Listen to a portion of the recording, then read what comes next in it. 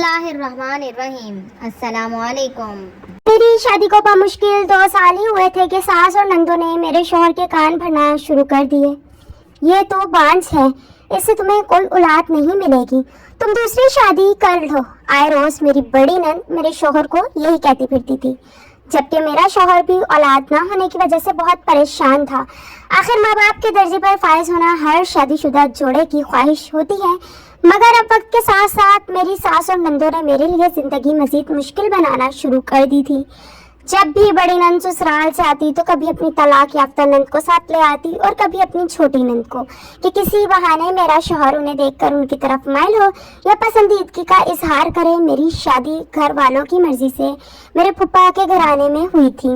میں چونکہ شہر میں رہنے والی تھی جبکہ میرا سسرال گاؤں میں تھا، میں ہر ماحول میں خود کو ڈھال دینے والوں میں سے تھی۔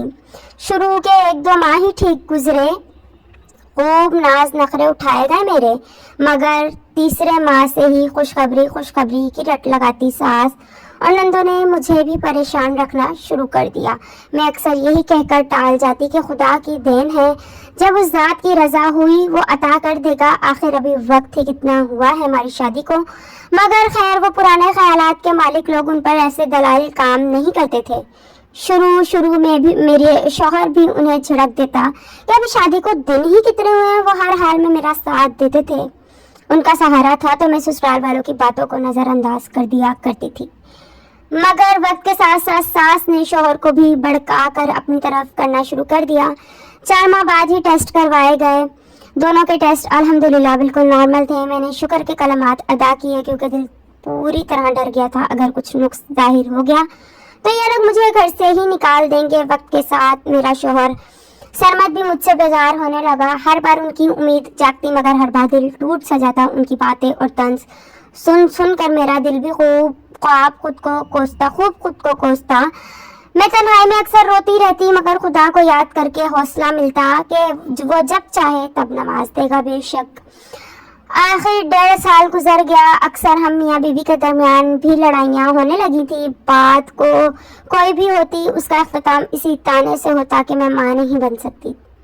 کتنی ہی بار مجھے دھکے دے کر ساس نے گھر سے بھی نکال دیا تھا۔ میرا میکا وہاں سے 4-5 گھنٹے کی مسافت پر تھا، مجھے تو ٹھیک سے راستہ بھی نہیں پتا تھا اور اکیلے میں آتی جاتی ہی نہیں تھی، وہیں دروازے پر بیٹھ کر روتی رہتی۔ آخر شام کو شوہر گھر آتا تو مجھے اندر داخل کیا جاتا۔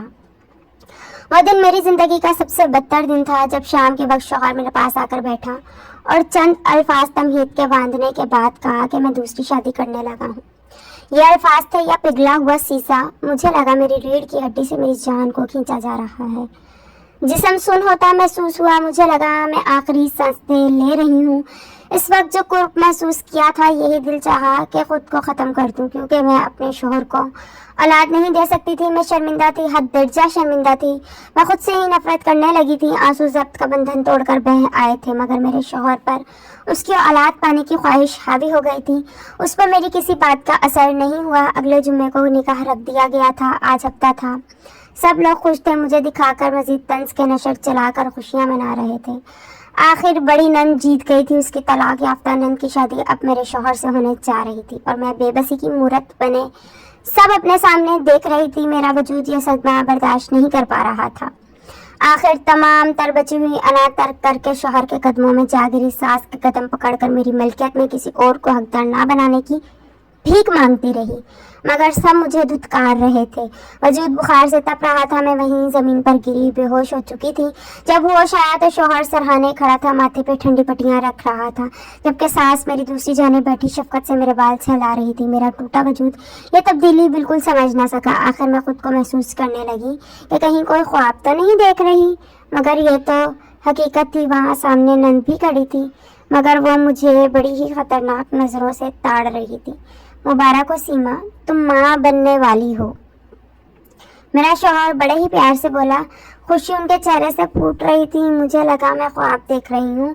زندگی میں پہلی بار اتنی خوشی محسوس ہوئی تھی اور اس سے بھی بڑھ کر کے میرا شوہر اور ساس اب میرے ساتھ ٹھیک ہو گئے تھے، وہ اب دوسری شادی نہیں کرنے والے تھے۔ میری چھوٹی نند بھی اب میرا بہت خیال رکھنے لگی تھی۔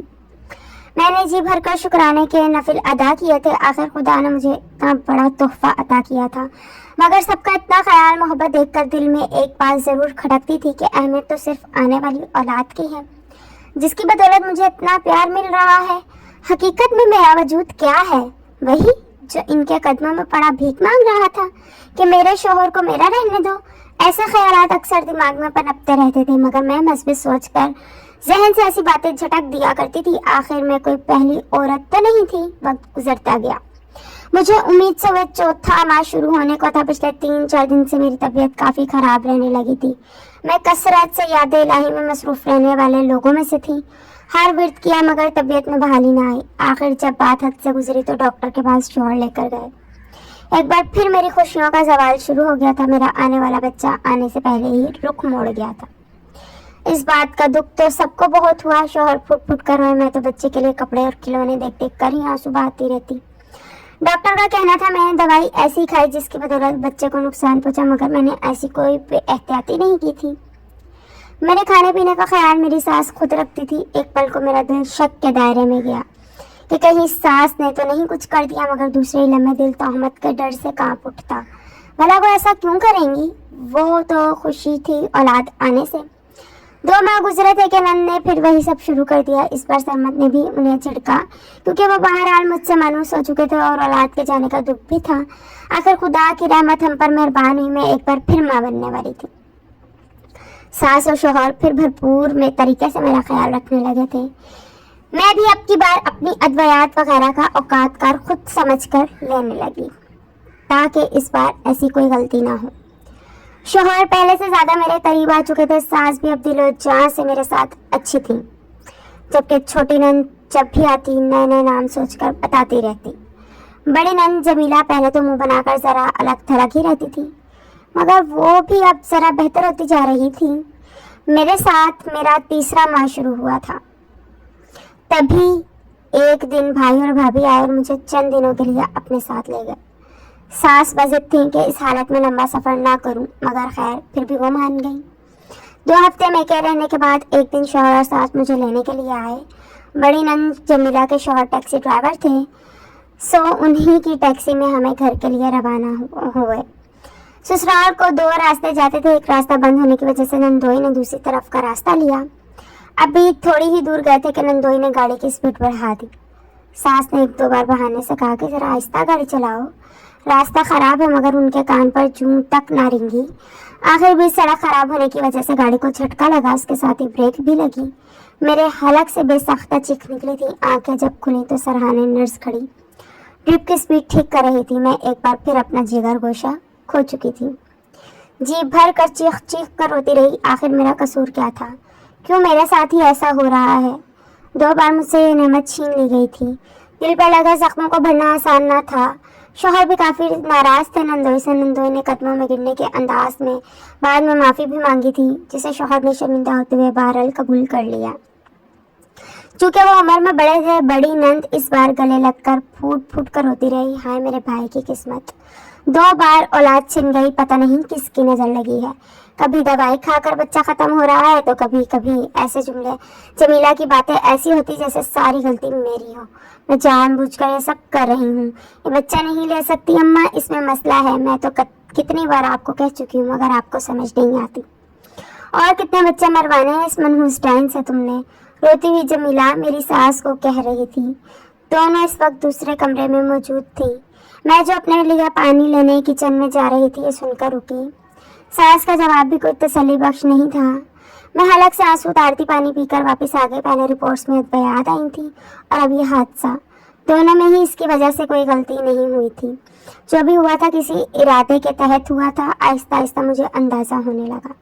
सास का रवैया एक बार फिर मुझसे बदलने लगा था, मगर वो क्यों अपने बेटे की औलाद के साथ ऐसा करेंगी? यही बात मेरी समझ से बाहर थी। मैं रेगुलर चेकअप के लिए जब डॉक्टर के पास गई तो उसने मुझे जो कहा, एक पल के लिए तो मैं शॉक हो गई। आप बच्चा नहीं लेना चाहती मिस सीमा? मैंने उनकी बात की बिल्कुल नफी की। आखिर कौन औरत मां बनने के लिए कि दर्जे को ठुकराएगी? मगर उन्होंने जो अगली बात की वो मेरे लिए मजीद धचके का बाइस बनी।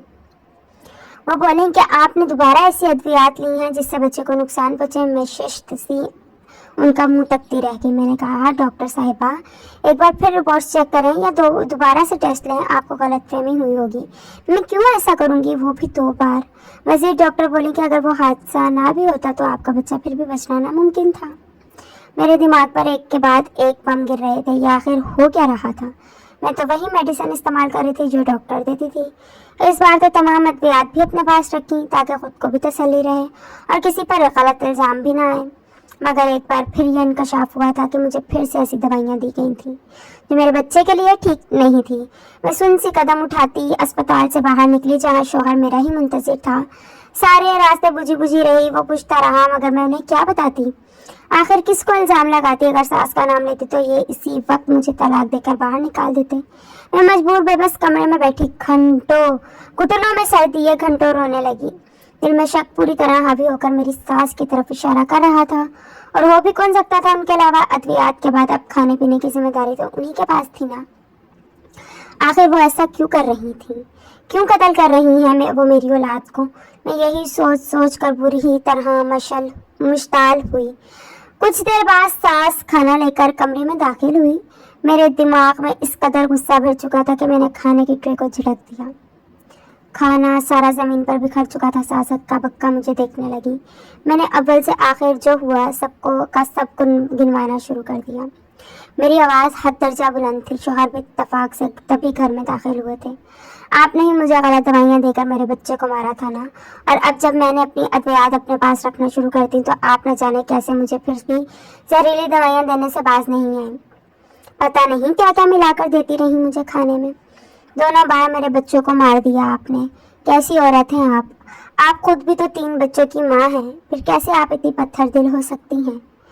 आपको नफरत मुझसे थी ना, मगर वो तो आपके बेटे की ही नस्ल थी जिसे आप मारती रही। मेरे मुंह में जो आया मैं बोलती जा रही थी। सास मेरे सामने खड़ी हक्का बक्का मुंह से मुझे देख रही थी। तुम्हारा दिमाग फिर तो नहीं गया? ये कैसे इल्ज़ाम लगा रही हो? शर्म नहीं आती तुम्हें? ये सब बोलने से पहले तुम्हारी ज़बान क्यों नहीं कटी? मैं ऐसा क्यों करूँगी? मैंने ऐसा कुछ नहीं किया। सास फूले सांस के साथ बौखला कर बोली। सारा माजरा सरमत खड़े सुन रहे थे। तमाम तर इत्तफाकात सास के खिलाफ थे, जिस पर सरमत ने मेरा ही साथ दिया।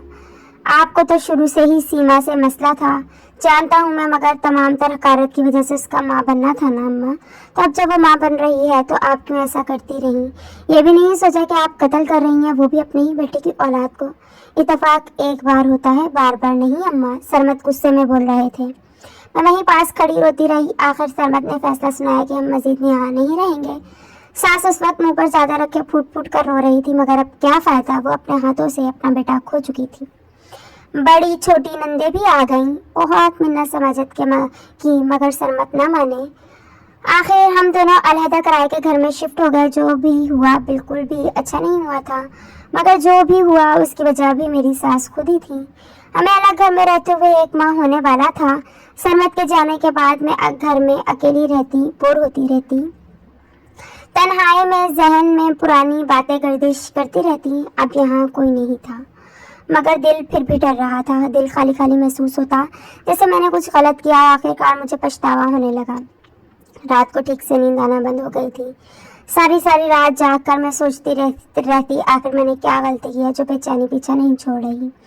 मगर एक दिन बैठे बैठे जहन में आया कि इस घर में तो सास के अलावा छोटी नंद भी रहती है। बड़ी नंद तो कभी कभार चक्कर लगाती थी, मगर छोटी तो हर 2 दिन बाद आ जाती थी। कहीं मैंने गलत इंसान पर तो इल्ज़ाम नहीं लगा दिया। ये सोच एक बार फिर मेरा घेरा किए हुए थी। खुदाया मैंने बेकसूर को इल्ज़ाम तो नहीं लगा दिया? शायद हाँ, तभी मुझे किसी तौर भी सुकून मैसर नहीं आ पा रहा। मैं उंगलियों को लबों से भूंजती सोच रही थी, मगर इस बात का जवाब तो अब वहीं जाकर मिल सकता था। यहाँ सबसे अलग थलग रहकर कुछ नहीं हो सकता था। आखिर मैंने किसी तरह अपनी बड़ी नंद जमीला से रब्ता शुरू किया। वो भी अब मुझसे पहले से बेहतर रवैया रखने लगी थी। इनसे अक्सर फ़ोन पर बात होने लगी। मैं उन्हें एतबार में लेना चाहती थी। आहिस्ता आहिस्ता वो हमारे घर भी आने जाने लगी। सरमत का गुस्सा सिर्फ अम्मा के साथ था, अपनी बहनों के साथ उनका रवैया बिल्कुल ठीक था। जमीला ने कई बार हमें वापस आ जाने पर आमादा किया, मगर सरमत अब वहाँ दोबारा जाने से इनकारी थे। छोटी नंद वैसे वहीं मायके में ही रहने लगी थी। सरमत हर माह उन्हें पैसे भेज दिया करते थे, मगर दोबारा मिलने नहीं गया। इन सब मामलात के बीच एक बार फिर खुदा ने मुझे और सरमत को खुशी की नवीद सुनाई। एक बार फिर हमारे चेहरों पर मुस्कुराहटें आने लगी। इस बार तो ऐसा कुछ नहीं था जिससे हमें एहतियात की ज़रूरत थी, मगर ना जाने क्यों मैं एक बार अपनी सास से मिलना चाहती थी। आखिर बार उनका रोता चेहरा बार बार मेरी नज़रों के सामने आ रहा था। मैं उनसे अकेले में पूछना चाहती थी आखिर उन्होंने ऐसा क्यों किया, या शायद मेरा शक अब छोटी नंद की जानिब था। इसलिए एक दिन सरमत के जाने के बाद मैं अपने ससुराल की जानिब चल पड़ी। बड़ी नंद को पहले ही खबर कर चुकी थी कि आज मैं ससुराल जाऊंगी, जिस घर में मेरी डोली आई थी। आज एक बार फिर मैं उस घर की दहलीज पर खड़ी थी। दस्तक देने के लिए हाथ बढ़ाया तो दरवाज़ा पहले से ही खुला था। मैं अंदर दाखिल हो गई। सब कुछ वैसे का वैसा ही था। सामने कोई मौजूद नहीं था। मैं चादर को सर पर दुरुस्त करती अंदर दाखिल होने लगी। सामने कोई मौजूद नहीं था। मैं चादर को सर पर दुरुस्त करती अंदर दाखिल होने लगी। तभी कुछ आवाज़ें मेरी समाज से टकराईं। तभी घबराहट में 2-3 आवाज़ें गूंजी। चूँकि मैं दरवाजे की ओट में खड़ी थी, कोई ना जान सका कि बाहर कोई खड़ा है। तभी थप्पड़ की आवाज़ गूंजी और इसी के साथ गुस्से से लबरेज अल्फाज। मैं वहीं बर्फ़ की मूरत बने बगैर हिले और पलक झपकते सुनती रह गई। जिस्म पर चूंटियाँ चलती महसूस होने लगी। जो अल्फाज मेरे कानों से टकरा कर दिल पर असरअंदाज हो रहे थे, उनको सुनने के बाद उम्मीद मुझे बिल्कुल भी नहीं थी। न जाने कब आंखों से आंसू बह आए थे। मैं रो रही थी। मुझे पता न चला अंदर जाने की हिम्मत अब मुझ में नहीं रही थी। अंदर जाना मेरे लिए बायस शर्मिंदगी था। मैं चुपचाप बगैर चाप पैदा किए उल्टे कदमों उस घर की दहलीज से निकल आई। खौफ से मेरा सारा वजूद कांप रहा था। आखिर कैसे मैंने एक बेकसूर पर इल्ज़ाम लगा दिया, एक माँ को उसके बेटे से अलग कर दिया। आखिर कैसे मैं बगैर तस्दीक किए किसी पर इल्ज़ाम लगा गई थी। दिल में तोहमत का डर मुझे झंझोड़ रहा था। घर जाकर जाए नमाज बिछाकर मैं रोती बिलखती खुदा से माफ़ी मांगने लगी, मगर तभी दिल से सदा आई, खुदा अपने हकूक़ को तो माफ़ कर देगा मगर अपने बंदों के हकूक़ को नहीं। तब तक माफ़ नहीं करेगा जब तक वो खुद ना माफ़ कर दे। मैं यूँ ही रोती रही। जब शाम को शौहर घर आया, मैं शर्मिंदा थी, बहुत शर्मिंदा थी। मैंने गलत किया था, मगर मैं पर्दा डालकर छुपा नहीं सकती थी। आखिर शौहर के इस्तफसार पर मैंने उन्हें बता दिया कि आज मैं ससुराल गई। तो वहाँ अंदर मुझसे पहले जमीला और छोटी नंद मौजूद थी। छोटी नंद बड़ी बहन को झिड़क रही थी किसी बात पर, जिसके जवाब में बड़ी नंद ने उसे चुप रहने का कहते हुए कहा कि जब सीमा आई तो इसे ये शरबत देना। छोटी नंद शायद सारा माजरा समझ गई थी। तभी वो उन्हें सुना रही थी कि आखिर क्यों उन्होंने ऐसा किया। जमीला ने तो सारे गुनाह बड़ी हददर्मी से कबूल कर लिए थे कि मैंने पहले ऐसी दवाई ऐसे दिलवाई, चूँकि अम्मा ज़्यादा पढ़ी लिखी नहीं थी, और दूसरी बार भी मेरे जाने से पहले चाय में दवाई मिला कर दी, मगर इसका असर होने से पहले ही गाड़ी वाला हादसा हो गया और अब वो एक बार फिर मेरे साथ वही सब करने वाली थी। शायद सास ने भी मेरी तरह सब सुन लिया था। उन्होंने आकर उसे थप्पड़ मारा था, जिसकी आवाज़ मेरे कानों तक पहुंची थी। वो अपनी बेटी को घर से हमेशा के लिए निकल जाने का कह रही थी। इसके बाद जो हुआ मैंने नहीं सुना था। मैं रोते हुए सब सुना रही थी, जबकि शौहर सपाट चेहरा लिए सुनते गए। पहले इल्ज़ाम माँ पर था और अब तो बहन पर आ गया था। रिश्ते तो दोनों ही जान से बहुत प्यारे थे, मगर उनकी नज़रों में सरमत आकर बराबर कदर रखता तो आज ये सब ना होता। मैं अपनी सास से काफ़ी शर्मिंदा थी। माजी में उन्होंने मेरे साथ जो भी किया था, इसी की बदौलत मैं उन पर शक करते हुए इस नतीजे पर पहुंची थी। मगर खैर वो कहते हैं ना, मकाफात अमल होकर ही रहता। शायद यही उनके लिए मकाफात था जो जाने अनजाने में मेरे हाथों उनके साथ हुआ। बहरहाल मैं शर्मिंदा थी। आज अल्हम्दुलिल्लाह मेरे 2 बच्चे हैं, एक बेटा और एक बेटी। इस हादसे के बाद मैंने सास से वापस आकर हाथ जोड़कर माफ़ी मांगी। मैं दिल से शर्मिंदा थी, मगर शायद हालात ने सास का दिल मोम कर दिया था। उन्होंने हम दोनों मियाँ बीवी को सीने से लगा लिया। रही बात मेरी नंद जमीला की, तो उनसे अब हमारा कोई ताल्लुक नहीं रहा। मैंने कभी माफ़ नहीं कर सकूंगी। आखिर वो मेरी औलाद की कातिल रही हैं। क्या मैंने सास पर शक करके ठीक किया था? अगर वो मेरे शौहर की शादी करवा देती तो क्या मुझे अपनी नंद को माफ़ करके दोबारा उसके साथ ताल्लुकात बनाना ठीक है?